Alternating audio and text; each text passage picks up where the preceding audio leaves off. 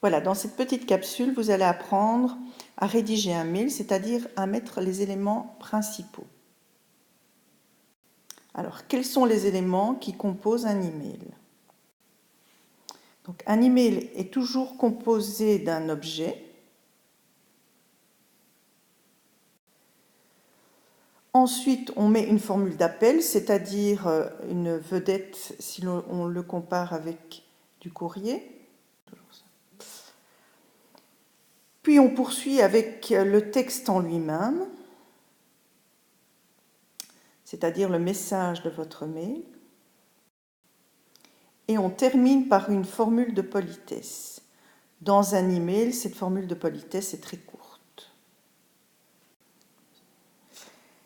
Et évidemment, on clôture par la signature, toujours composée du prénom du nom et du titre du signataire.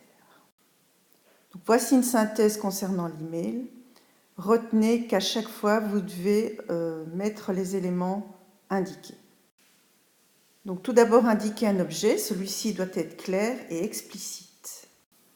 Ensuite, la formule d'appel, c'est-à-dire la vedette, monsieur, madame ou cher client. Ensuite vient le message en lui-même. Faites attention à l'orthographe. Le message est suivi de la formule de politesse qui est « bien à vous » ou « cordialement ». On termine par la signature qui est composée du nom et du titre du signataire. Évidemment, si avec l'email vous devez joindre une pièce jointe, vous n'oubliez pas de l'insérer avec votre email avant l'envoi.